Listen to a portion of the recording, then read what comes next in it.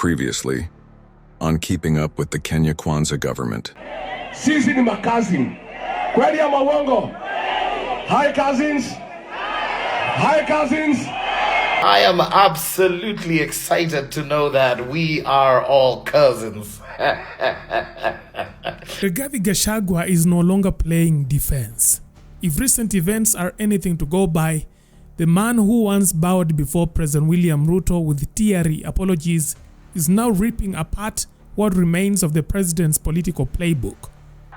Mtu akiongea na kasini yake iko makosa. Wewe William Ruto, keep off family matters. Wacha wewe. One viral cousin shout out at a time. Hi cousins. Hi cousins.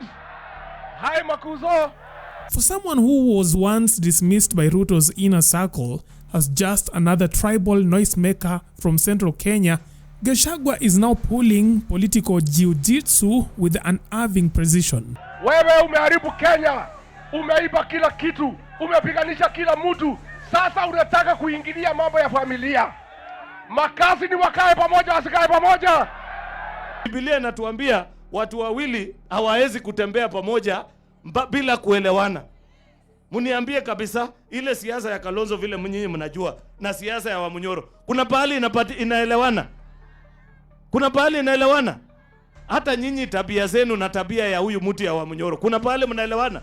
While Ruto and his team branded him a localized loudmouth, too focused on Mount Kenya, too noisy, too Kikuyu, and unfit for national politics, Gachagua has been remixing the narrative, not by changing his tone, but by changing the language.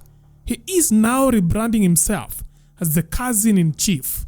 Yes, cousin-in-chief. In a country where tribal tags are often wielded like political machetes, Gachagua has rolled out the warmest, fuzziest rebrand imaginable. No longer is he calling for Kikuyu's supremacy. He is now uniting relatives. Makuzo mko. Makuzo mko. Sisi na Wakamba, Wataita, Wataveta, Mijikenda, we are one family. Sisi ni cousins. Na mimi nataka kuambia hii watu ya Kasongo.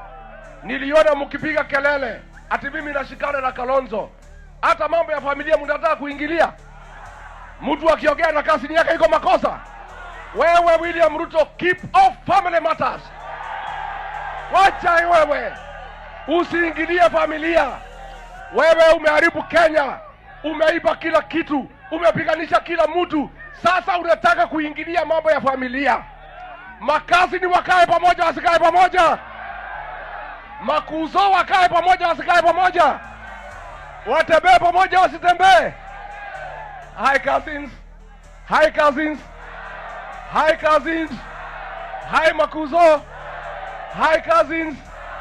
Nisalimie makazini wengine kule. And the journey of cousins.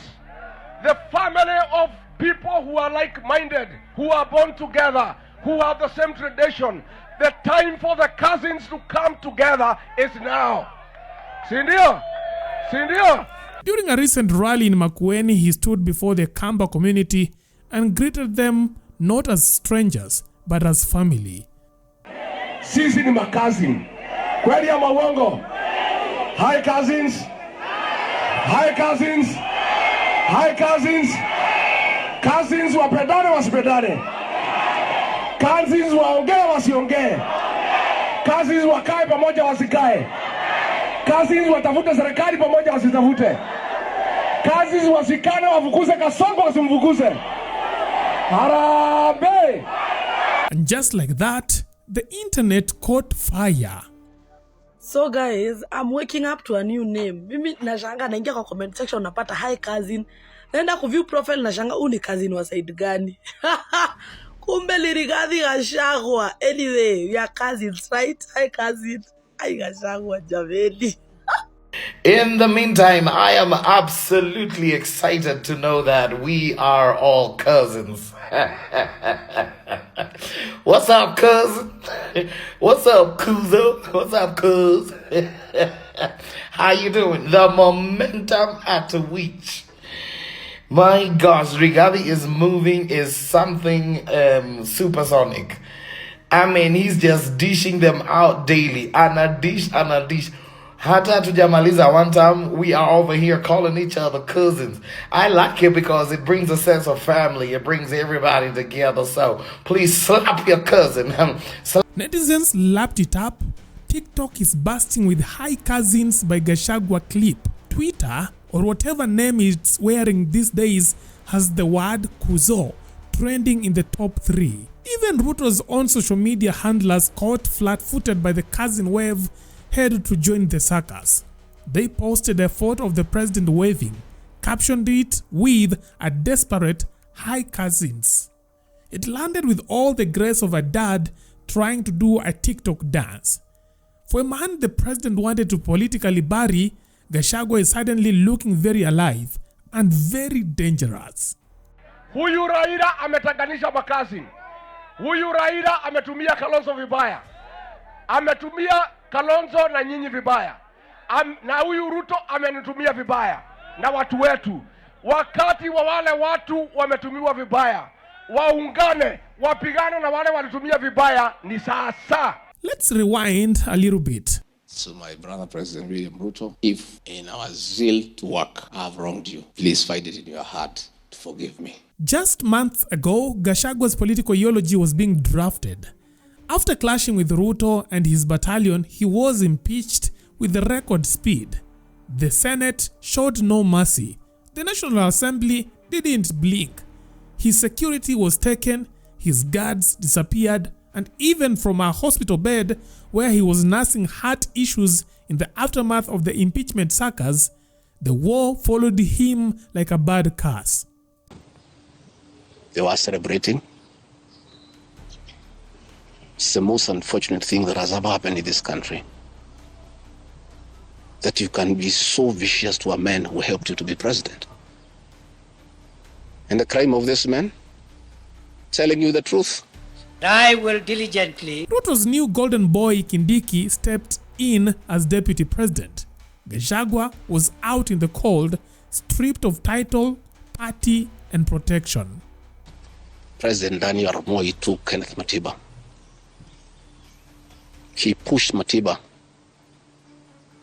up to getting a stroke and eventually dying.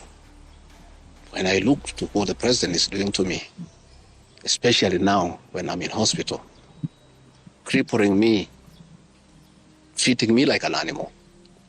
My dear Professor Kindiki, I need your voice. I need your intellect. The divorce was brutal, messy, petty, the kind that makes history books itch with gossip. Gashagua, politically homeless and unwanted by both UDA and Jubilee Party, did what most wounded politicians would never dare do. He went back to the mountain and begged for forgiveness. Yes, the same mountain that had turned its back on him when he stood with Ruto against Uhuru. Ukatudanganya sisi sote mpaka watu ya kanisa. Tukamkemea Uhuru Kenyatta ndugu yetu, kiongozi wetu. Tukamwaibisha, tukafanyia Uhuru Kenyatta madhambi yote. Tukakuja kujua wewe ulikuwa ni mbwa mwitu umevaa ngozi ya kondoo. Gachagua told them he had only fought for their rights, that Ruto saw this as a threat. And just like that, the mountain forgave its prodigal son. They saw a man who had been used and dumped, a man who had been mocked, stripped, and politically flogged. Kupigia nduru, wazee watakupigia nduru, na vijana watakufukuza hapa mlimani. Atimia, mwekuo. Then came the comeback tour. Armed with a new party and a new playbook, Gashagua began rebuilding. No more tribal noise, just family talk. And the internet, it ate it up. Ruto's team tried to fight back, calling the cousin narrative nonsense, even insisting Kikuyus and Kambas aren't cousins, just in-laws. Sasa jana nimesikia mheshimiwa ambaye aliserve term ya quarter. Tunamuita quarter term. Mnajua mtu ya quarter term? Mnajua mtu ya quarter term? Mtu ya quarter term ameenda pale Makueni akaanza kusema kana kwamba ati sisi Wakamba na watu wa Mount Kenya ni cousins. Sasa Mount Kenya na Wakamba wamekuwa cousins saa ngapi? Wakamba tupewe heshima. Nimwambie sisi na watu wa Mount Kenya, sisi ni in-laws. Sisi ni adhonua. Utaitaje mwenzako wa Mount Kenya cousin? Si cousin anatoka kwa boma moja? Si anatoka kwa hiyo familia? Itakuwaje anashushusha akisema Mount Kenya na Wakamba ni cousin? But it was too late. The streets had already decided Gashagua wasn't tribal at all. He was a cousin-in-chief. Now, as Gashagua cruises through counties calling everyone Kuzo, Ruto's inner circle watches in disbelief. He has a new party, a growing fan base, and most terrifyingly for Ruto, he has a message that's resonating far beyond central Kenya. Hi cousins. Hi cousins. Hi Makuzo. Hi cousins. While the president's team continues to scramble for damage control, Gachagua is cruising on a cousin wave, demolishing the tribal narrative with one friendly, hi cousin at a time.